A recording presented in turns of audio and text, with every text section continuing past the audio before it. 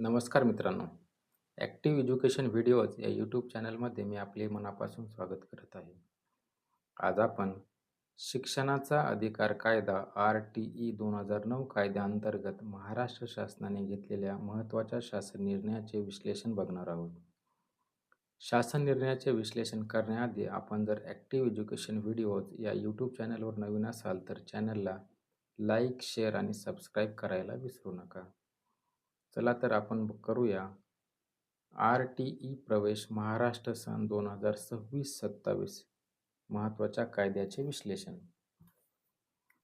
RTE म्हणजे काय?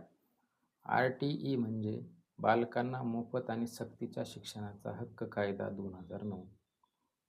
भारताच्या संसदेने 4 ऑगस्ट 2009 रोजी पारित केला आणि 1 एप्रिल 2010 रोजी अंमलात आणला, जो 6 ते 14 वर्ष वयोगटातील मुलांना मूलभूत, मोफत आणि सक्तीच्या प्राथमिक शिक्षणाची हमी देतो.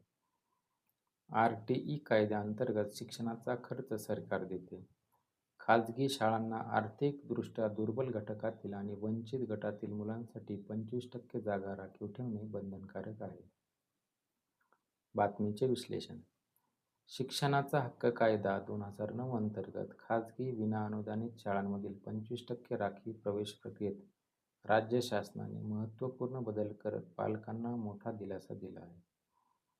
शाळा निवडीसाठी लागू असलेले 1 किलोमीटरची सक्ती शिथिल करण्यात आली असून आता पालकांना 3 व 5 किलोमीटरपर्यंतच्या शाळा निवडीची मुभा मिळणार आहे.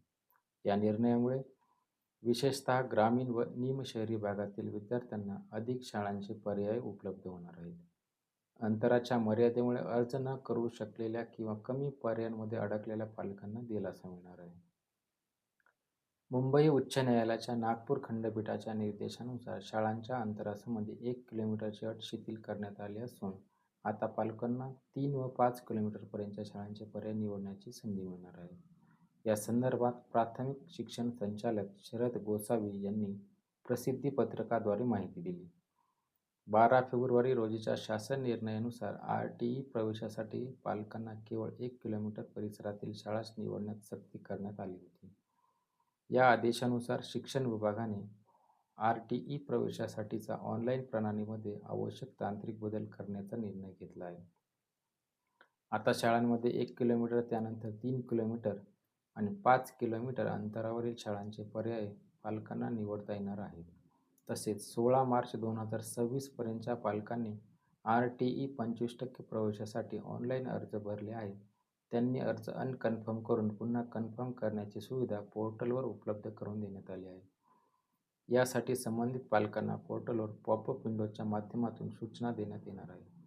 दरम्यान, न्यायालयाच्या आदेशानुसार सुधारित नियम लागू करत ऑनलाईन प्रवेश प्रक्रिया तातडीने सुरू ठेवण्याचे निर्देश देण्यात आले आहेत. त्यामुळे आता अधिक अंतरावरील शाळांचे प्रवेश उपलब्ध झाल्याने RTE प्रवेशासाठी अर्ज करणाऱ्या पालकांना मोठा दिलासा मिळणार आहे. RTE प्रवेश 2026-27 या वर्षाकरता पालकांनी अर्ज भरण्याची सुरुवात झाली आहे. पालकांनी पुढील सूचना पाळूनच अर्ज भरून पूर्ण करावेत. पालकांनी नियमांमधील बदलांची नोंद घेऊन अधिकृत RTE पोर्टलवर ऑनलाईन अर्ज भरणे आवश्यक आहे. पालकांनी अर्ज भरताना आपल्या राहत्या निवासाचा पूर्ण पत्ता आणि Google लोकेशन पुन्हा पुन्हा तपासून पाहावे. पूर्ण अर्ज बरोबर असल्याची खात्री झाल्याशिवाय अर्ज सबमिट करू नये. आपल्या बालकाचा अर्ज भरत असताना जन्म दाखल्यावरीलच जन्मदिनांक लिहावा. एकदा भरलेली जन्मतारीख पुन्हा बदलता येणार नाही. प्रवेश पात्रतेसाठी आवश्यक असणारी सर्व कागदपत्रे फॉर्म सबमिट करताना अपलोड करणे आवश्यक आहे. अर्ज भरत असताना आवश्यक कागदपत्रे पालकांनी तयार ठेवावे. लॉटरी लागली आणि कागदपत्रे नसतील तर प्रवेश रद्द होऊ शकतो याची नोंद घ्यावी.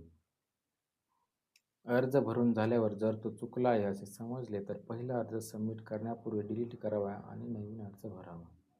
एका पालकाने आपल्या बालकासाठी डुप्लिकेट अर्ज भरू नये. एकाच बालकाचे 2 अर्ज आढळून आल्यास त्या बालकाचे दोन्ही अर्ज बाद होतील व ते अर्ज लॉटरी प्रक्रियेमध्ये समाविष्ट केले जाणार नाही. अर्ज भरल्यावर पालकांनी अर्ज क्रमांक, अर्जात लिहिलेला मोबाईल नंबर आणि अर्जाची प्रत स्वतःजवळ लॉटरी प्रक्रिया पूर्ण होईपर्यंत जपून ठेवावी. अर्ज भरत असताना अर्जाची माहिती खोटी अथवा चुकीची आढळल्यास मिळालेला प्रवेश रद्द होईल. अर्ज करत असताना पासवर्ड विसरल्यास तो रिकव्हर पासवर्ड या क्लिक करून रिसेट करावा. आर-टी-ई 25% प्रवेश सन 2026-27 या वर्षाकरिता पालकांनी अर्ज भरण्याची मुदत 25 मार्च 2026 पर्यंत राहील. दिव्यांग बालकांना अर्ज करण्यासाठी दिव्यांगत्वाचे प्रमाणपत्र 40% आणि त्यापुढील ग्राह्य धरण्यात येईल. सन 2026-27 या वर्षाकरिता निवासी पुरावा म्हणून गॅस बुक रद्द करण्यात येत आहे. सन 2026-27 या वर्षाकरिता निवासी पुरावा म्हणून बँकेचे पासबुक दिल्यास फक्त राष्ट्रीयकृत बँकेचेच पासबुक ग्राह्य धरण्यात येणार आहे. अर्ज करताना लोकेशन चुकू नये म्हणून गुगल मॅपवर पत्ता टाकून मिळालेले लॅटिट्यूड आणि लॉन्जिट्यूड प्रवेश अर्जावर टाकल्यास लोकेशन चुकणार नाही. बालकाच्या जन्मतारखेबाबत दिव्यांग बालकाचा अर्ज भरत असताना जन्मतारखेबाबत काही समस्या आल्यास त्वरित rtimah2020 या @gmail.com वर ईमेल पाठवा.